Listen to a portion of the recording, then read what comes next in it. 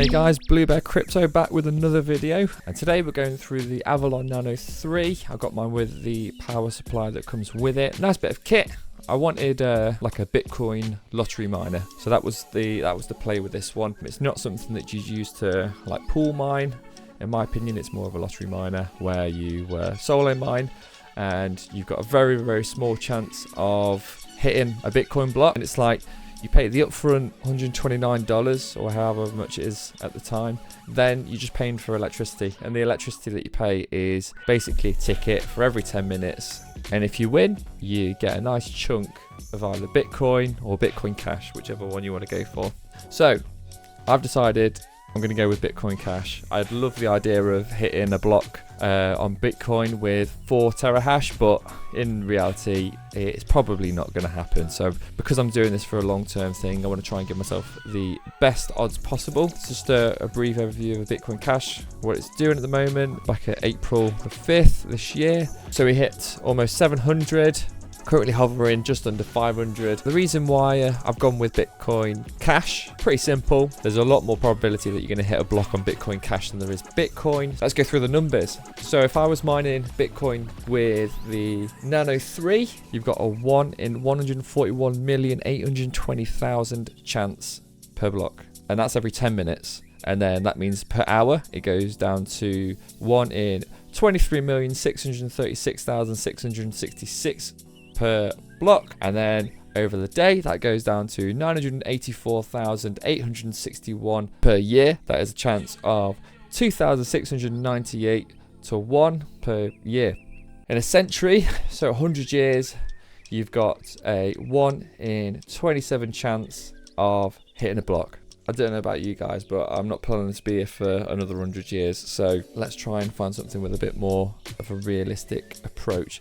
So Bitcoin Cash per block, which is per 10 minutes, you've got 1 in 947,500 chance. That equates to a 1 in 157,916 to 1 chance per hour, going to be 6,579 to 1 chance per block a day. And then that is 18 to 1 chance per block a year. And I kind of like that number. That is a nice number. We get to a realistic chance of actually hitting a block. I've had this running for 1 or 2 days now, and I haven't hit a block, which is unfortunate, but the numbers don't lie. Give it another 2 years and we'll be golden. I'll be absolutely rolling in 1,474.14 US dollars. This probability chance is not really accurate because everything realistically is probably going to go up in hash rate.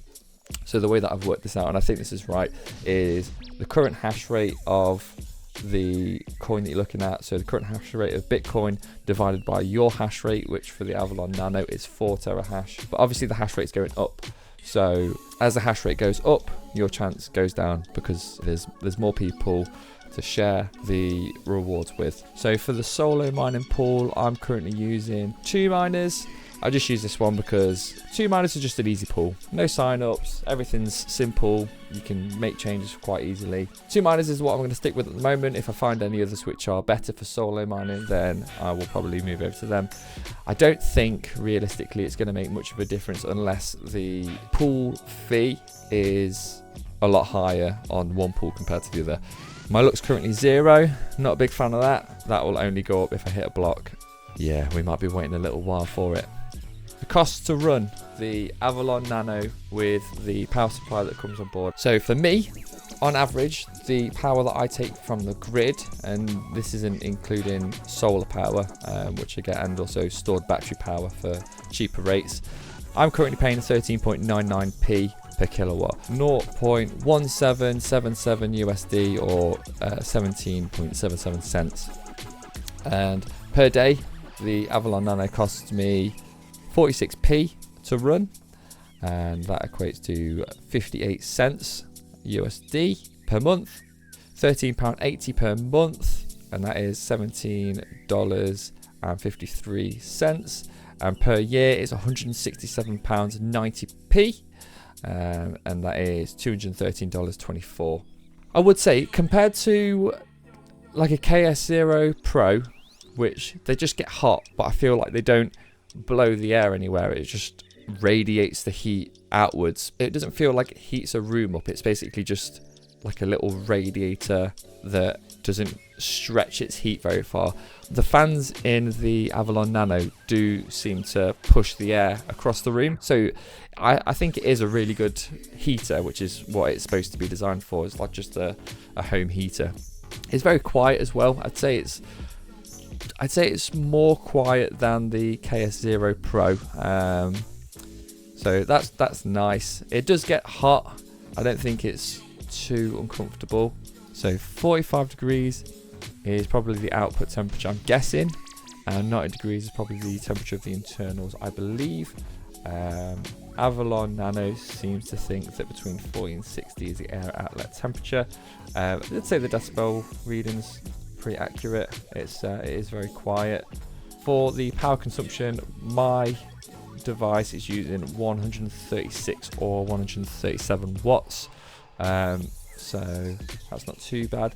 The power brick is warm, but I would say it is not as warm as the standard KS0 Pro power adapter.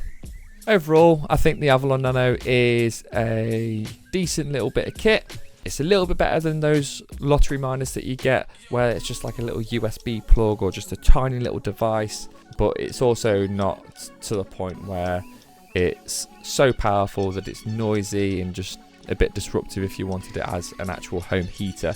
So really happy with it so far. It's nice that it's Wi-Fi as well. Throw it anywhere in the house. Yeah, I will see you guys in the next one. Peace out.